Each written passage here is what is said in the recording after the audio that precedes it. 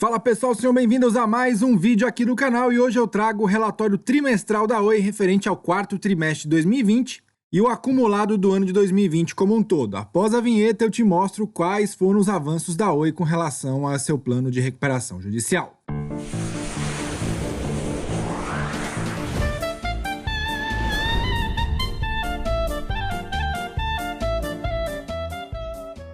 Passando para agradecer os mais de 2.700 inscritos. Se você não se inscreveu ainda, clica aí no inscrever, ativa o sininho para receber as notificações, porque todos os dias tem conteúdo novo aqui no canal.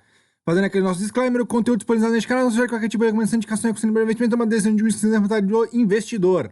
Acesse minha coluna Fato Relevante no site da Up Capital para você ficar por dentro das principais notícias que podem mexer com o mercado financeiro sempre antes do pregão e, claro, todos os dias o Zambelli News a partir das 8h30 da manhã aqui no canal. O guia do investidor.com.br é um site completo sobre ações, fundos imobiliários e também small caps. Acessa lá para maiores informações. Se você não está nos nossos grupos do Telegram ainda, tanto o exclusivo da Oi como o de ações e fundos imobiliários, você está perdendo tempo. Tem mais de 1.000 pessoas lá discutindo diariamente ações, fundos imobiliários, análise técnica, fundamentalista de empresas. Os links estão na descrição deste vídeo. Vamos para os resultados então? A Oi está com uma longa lista de entregas, desde financiamentos como empréstimo Ponte, venda da Unitel, financiamento Sistel, venda de imóveis, data centers, torres, rede imóvel e processo de Infraco. A maioria desses aqui já tem a sua conclusão anunciada. Além disso, o aditamento do plano de recuperação judicial, a negociação com credores também já foi feita, negociação de créditos com a Anatel, aditamento aprovado na Assembleia Geral de Credores, criação das UPIs para a venda e reestruturação da dívida. E com relação a negócios e operações, nós tivemos aí, claro, impactos da Covid-19, mas com uma gestão de caixa bem feita, foi possível otimizar e organizar toda a estrutura da Oi. Apresentando o crescimento de receita de tecnologia da informação no business to business, ou seja, na prestação de serviços para outras empresas, sustentação do desempenho da telefonia móvel, criação do mercado no atacado, diversas otimizações na fibra e apresentação da nova Oi. Vamos lembrar onde a Oi está no caminho da recuperação judicial? É na fase 3, que compreende os anos aí de 2020 e 2021, que é o novo modelo estratégico e o aditamento do plano de recuperação judicial. Com base em visão de futuro, reconfiguração da Oi para sustentabilidade e geração de valor, consolidação do novo modelo de negócio, que é a fibra ótica e a Oi Soluções, de modo a preparar a empresa para voltar a crescer. Vamos lá, os principais números da Oi, então, que ela apresentou no seu balanço. A receita líquida total no quarto trimestre de 2020 foi de 4,7 bilhões de reais, uma queda aí de 2,8% no comparativo com o quarto trimestre de 2019. Comparando ano contra ano, a receita total aí foi de 18,7 bilhões, queda de 6,8% referente aí a 2019, cujo valor foi de 20,13 bilhões. Por sua vez, o EBITDA de rotina chegou a 1,49 bilhões no quarto trimestre de 2020, alta de 5,5% com relação ao mesmo trimestre de 2019. E também aumento com relação ao terceiro trimestre de 2020. No ano contra ano, queda de 2,8%. A margem EBITDA da companhia ficou em 31,2%, mas no quarto trimestre a Oi teve lucro de 1,79 bilhões de reais. Referente aí a um prejuízo de 2,2 bilhões no quarto trimestre de 2019. No ano de 2020, o prejuízo foi de 10,5 bilhões, alta aí referente aos 9 bilhões de 2019. A dívida líquida da empresa está em 21,7 bilhões de reais. O caixa que a empresa tem hoje, quer dizer, até dezembro de 2020, de 4,5 bilhões de reais frente a 2,3 bilhões em 2019. E o CAPEX nesse trimestre, ou seja, o investimento que a Oi fez para aumentar a sua infraestrutura, foi de 1,7 bilhões, 12% menor do que o quarto trimestre de 2019, cujo valor foi de 1,9 bilhões. No ano como um todo, a Oi investiu aí 7,2, quase 7,3 bilhões de reais, queda de 6,9% referente a 2019, cujo investimento foi 7,8 bilhões de reais. Vamos falar agora das unidades geradoras de receita. O residencial chegou aqui a 11.709 residências, queda aí de 7,5%. No ano, teve também uma queda de 7,5%. Foi 12.659 no ano de 2019 e fechou aí em 11.709 em 2020. Na mobilidade pessoal, também teve uma queda de 1,4%. E no business to business, um aumento aí de 1,7%, sendo 6.701 empresas contra 6.591 no quarto trimestre de 2019. Com relação a telefones públicos, os orelhões estão aí em 153 mil, ou seja, foram descontinuados aí 10% de todos os telefones públicos que a Oi está se desfazendo agora, graças àquele projeto de lei que ela pode deixar de operar os orelhões. Com relação às receitas, está bem distribuído por cada classe de produto e serviço. A gente pode observar aqui quedas pequenas, né, de 2,6% até 5,7%. No ano, o residencial foi o que mais diminuiu, teve queda aí de 10,7%, muito provavelmente ocasionado por problemas da pandemia Covid-19. Vamos seguindo com os resultados. Receita líquida e unidade de geradora de receitas do segmento residencial. Então, só no residencial, a receita líquida no quarto trimestre foi de 1,6 bilhões, queda de 5,7% referente ao ano de 2019, né, o quarto tri de 2019. No ano, essa queda foi de 10%, porque em 2019 a receita líquida desses segmentos foi de 7,2 bilhões. O que mais sentiu o peso foi o cobre, que é um negócio que a Oi está descontinuando. Então foi uma queda aí de 34%, fechando aí em 776 milhões no quarto tri de 2020, e anualizado uma queda de 30,8%, pois a receita foi de 3,65 bilhões de reais. TV ficou em 369 milhões, queda de 12%. No ano, foi queda de 11,5%, com a receita total ficando aí em 1,5 bilhões de reais. Vamos para onde interessa, que é o que vai sobrar da Oi após a venda das UPIs, que é a fibra. A receita operacional líquida da fibra foi de 480 milhões no quarto tri de 2020, alta de 288% com relação ao quarto tri de 2019 e uma alta de 25,5% com relação ao terceiro tri de 2020. No ano de 2020 como um todo, a fibra já gera 1,3 bilhões de receitas, alta aí de 394% comparando ao ano de 2019. Com relação às unidades geradoras de receitas, nós temos aí 3,9 milhões de casas passadas no quarto tri de 2020, um aumento aí de 233% com relação ao mesmo período de 2019.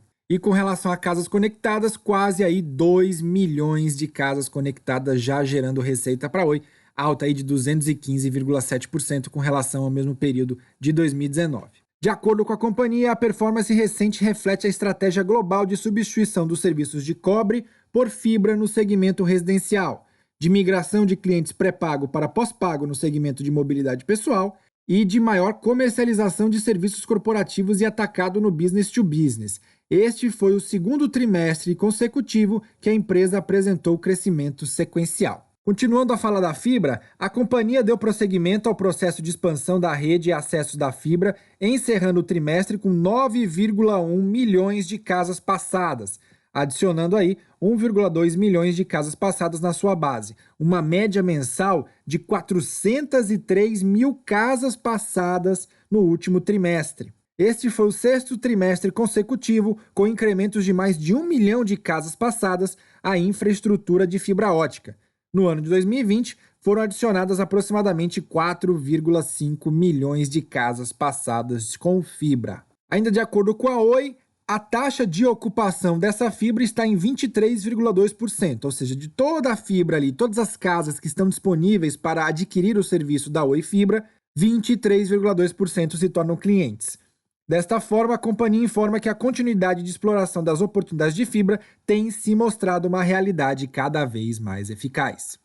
Vamos seguindo com os resultados. Com relação ao EBITDA de rotina, no quarto tri de 2020 ele foi de 1,4 bilhões, aumento aí de 5,5% referente ao último tri de 2019 e também aumento comparado ao terceiro tri de 2020. No ano, queda de 2,8%, fechando em 5,8 bilhões. Já com relação à margem EBITDA, 31,2%, alta de 2,4 pontos percentuais com relação ao mesmo período de 2019. No ano, aumento aí de 1,3%, que mostra eficiência operacional. Vamos seguindo. Vamos falar agora de investimentos. A Oi investiu aí 1,7 bilhões de reais no quarto tri de 2020, queda de 12,6% comparado com o quarto tri de 2019 e também queda de 13,7% referente ao terceiro tri de 2020. No acumulado do ano, investimentos foram aí da ordem de 7,2 bilhões, queda de 7% quando comparado a 2019. Esse resultado foi derivado aí de desinvestimentos no cobre, na linha de TV e na linha móvel, além do segmento de business to business. Vejam que houve uma queda expressiva de 62%, 80%, 26% e 29% nessas respectivas áreas. Por que isso? Porque é de fato onde a Oi está se desvinculando, né? Ela vai vender todas essas operações e vai ficar basicamente com fibra e Oi Soluções. Então, desses 1,7 bilhões, 1,1 foi para fibra, um aumento aí de 30% com relação ao mesmo período do ano passado e queda de 17,2% com relação ao trimestre anterior do ano de 2020. Mas no ano, os investimentos em fibra foram de 4,7 bilhões de reais, ante 3 bilhões em 2019, o que representa um aumento aí de 53,8% no comparativo anual. Nas operações internacionais, o investimento aumentou em 19,3% em 2020 quando comparado com 2019, de modo que os investimentos totais aí tiveram queda de 6,9%, ficando aí aproximadamente em 7,3 bilhões de reais. Vamos falar agora do fluxo de caixa operacional? No quarto tri de 2020, ele ficou aí em 245 milhões de reais negativos, uma queda aí de 57,6% no negativo, quando comparado ao quarto tri de 2019, ou seja, houve uma melhora de 57,6%, porque no quarto tri esse fluxo de caixa foi negativo em 577 milhões de reais. Da mesma forma, no terceiro tri de 2020, que foi 548, então uma redução também do prejuízo aí de 55%. No ano ficou em menos 1,4 bilhões, queda aí de 20,5%, porque no ano de 2019 o fluxo de caixa ficou negativo em 1,8 bilhões. Então, mostra de fato uma melhoria das operações da empresa.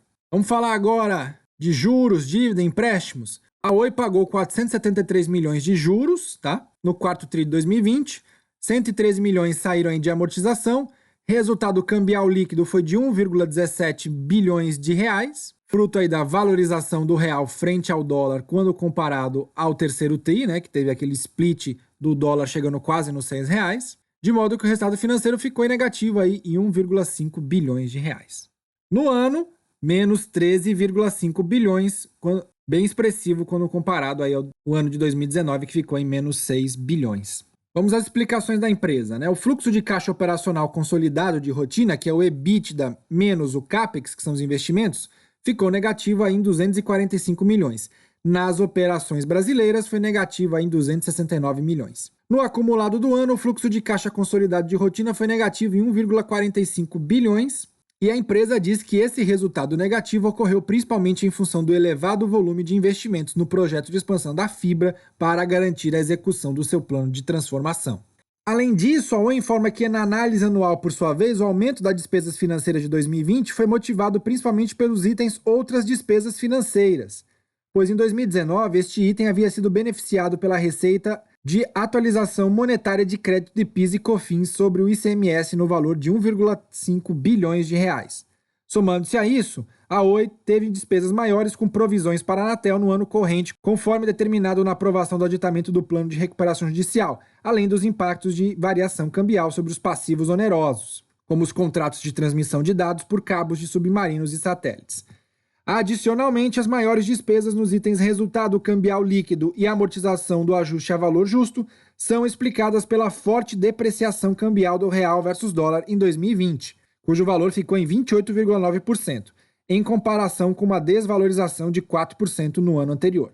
Por último, no item juros líquidos, a elevação é explicada principalmente pelos juros da emissão da nova debênture que ocorreu em janeiro de 2020.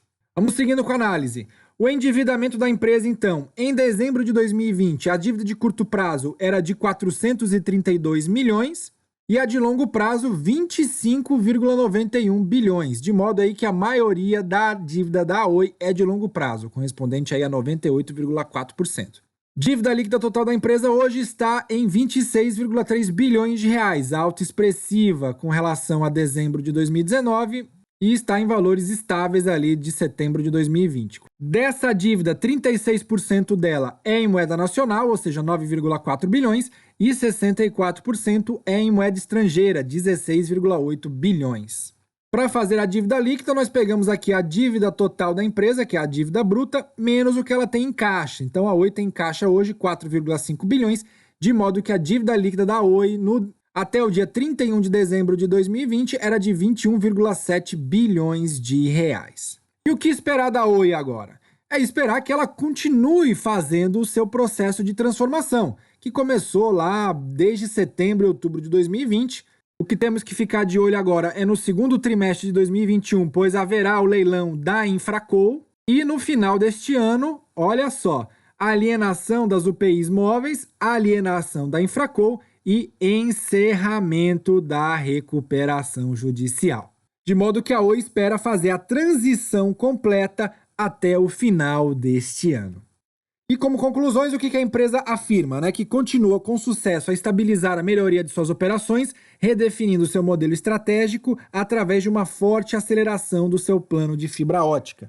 Além disso, após a aprovação do aditamento do plano de recuperação judicial, a Oi agora está em modo de execução total de seu plano de transformação para acelerar o crescimento e trazer de volta a empresa para a sustentabilidade de longo prazo. De modo que ela traz um modelo inovador de separação estrutural que já está sendo implementado e permite conciliar forte crescimento e sustentabilidade financeira para a Oi e para a Infraco. O que é importante agora? A Oi está no processo de assegurar uma injeção significativa de recursos na companhia através da venda das UPIs designadas, ajudando a garantir os investimentos para o futuro e uma redução crítica da dívida de longo prazo da empresa, que é o que mais incomoda os investidores e também o mercado.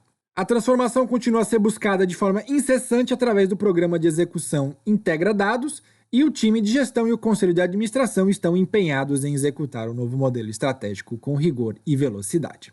E aí, pessoal, você acha que a Oi vai sair do plano de recuperação judicial? O plano é audacioso, já cumpriu a maior parte de suas metas. Vamos aguardar então os próximos balanços para ver uma melhoria operacional da empresa.